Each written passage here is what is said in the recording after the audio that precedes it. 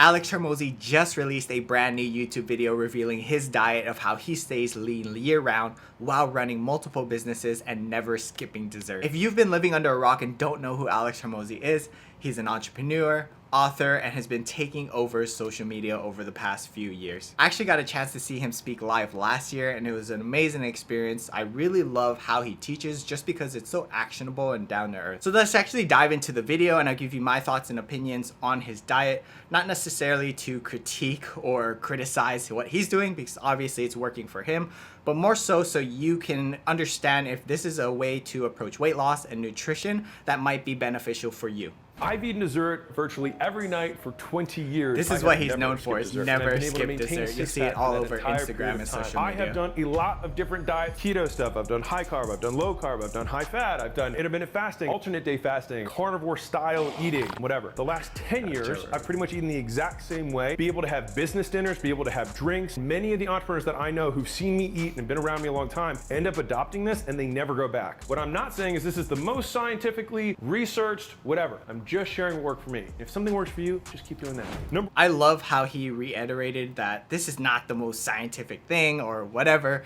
This is what works for him, and he's sharing it with you so you can kind of take this information and do what you want with it. So let's go ahead and continue. One is you have to figure out what your goal is. You're either trying to get bigger, you're trying to get smaller. From there, you start at number 7 all the way up to 21. My videographers will put it right here, 7 to 21. Right here. And every three. One, I think that's a really good place to start. You have to understand, are you trying to build muscle? Are you trying to lose weight?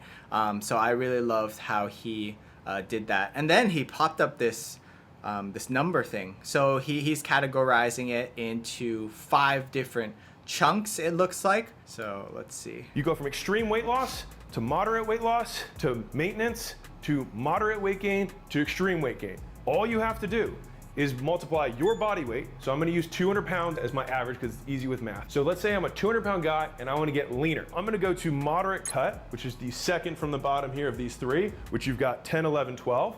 And I'm gonna say 10, because it's easy math. And so I'm gonna multiply 200, which is my weight, times 10, which is this coefficient, which gives me, drumroll please, 2,000 calories, all right? Now, if you're like, doesn't it change? What about my exercise? And what if I have a physical job? Doesn't really matter. If you lose too much weight too fast, go to 11, you can adjust it. We've got 2,000 calories, great.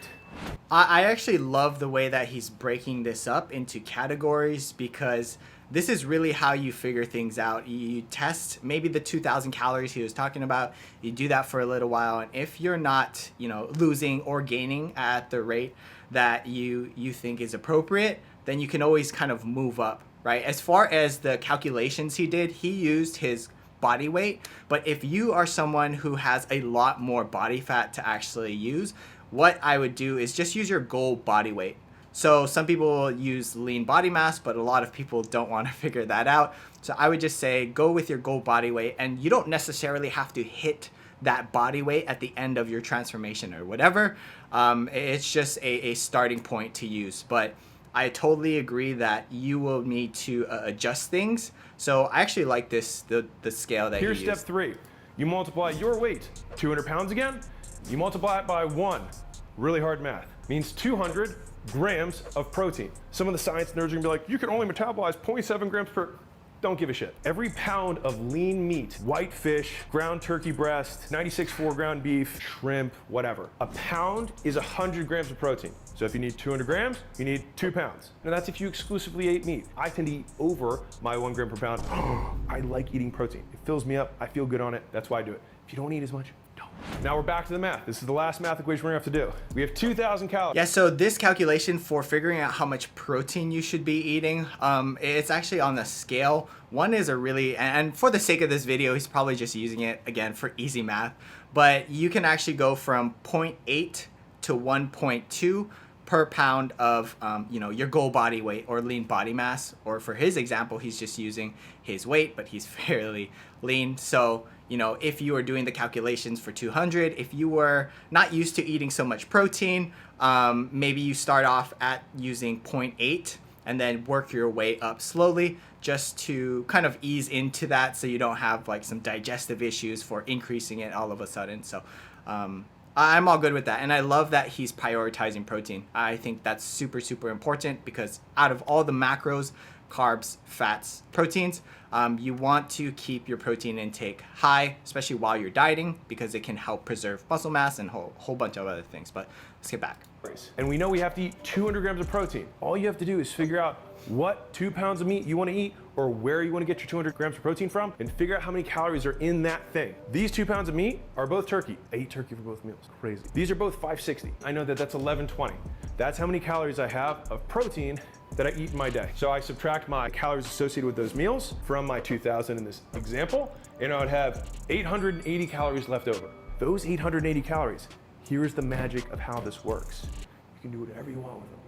If you need to go out to a business dinner, you want to have drinks, cool. Well, cocktail's probably 150 calories. Have 2 of those and have a 500 calorie meal of whatever you want. Because again, you've already got your protein in. You could just stay at home and have an entire pint of ice cream that's 880 calories. Or each of these cookies is probably 400 calories.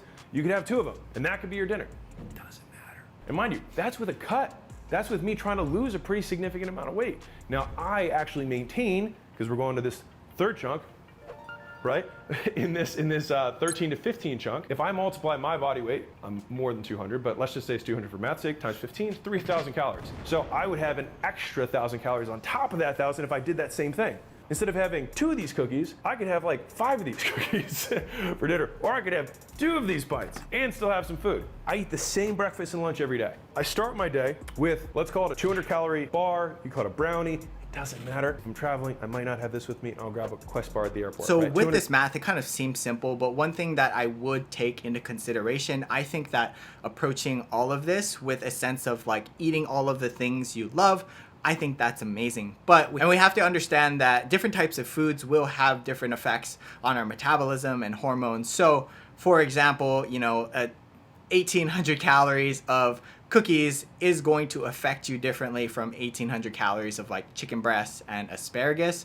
Now, I will say if you like to eat this way and you aren't dealing with hunger and all of that, totally fine, but just something to keep in mind, all of these foods have different effects on the body. So maybe if you are eating cookies for the remainder of your calories, maybe you need to switch that over to like some potatoes and maybe 1 cookie or something like that. So just keep that in mind. Calories and 20 grams of protein, one of those bars. And then I have a shake, and this is 30 grams of protein and 160 calories. I'm in for 360 calories for my breakfast. I got 50 grams of protein knocked down already. Then I go to my lunch. I have a pound of turkey, which we already know is 560, and I actually only eat half of one of these guys. 1 cup of rice. I now have 150 grams of protein and 1140 in terms of calories that I've eaten so far. Mind you, I have 3,000 calories just to maintain. All right, not bad. So now I go to dinner. Dinner is the big flex meal for me. Now, I also tend to eat a pound of protein at dinner. Do I need to? Absolutely not. Do I want to? Absolutely. I love eating protein. I feel good when I eat meat. If you didn't, let's say you were 150 pounds and you'd already eaten 150 grams of protein up to this point, your entire dinner could be whatever you want. Pretty cool, all right? As long as it equaled out to the total amount of calories you want. And I do this also because then I'm full if I just eat cookies.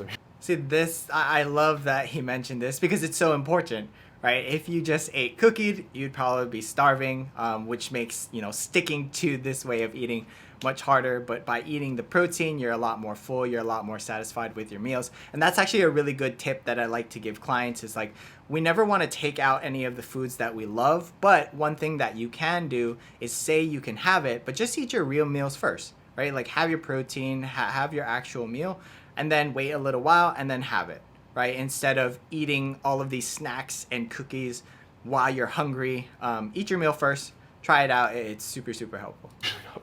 This has worked for a very long time. I actually had a couple of guys stop me and say, dude, you made this nutrition video and like I lost 50 pounds using it. Like, thanks so much. I get a bunch of DMs about this stuff. And so this is really what I eat every day. So we're like, where's your greens?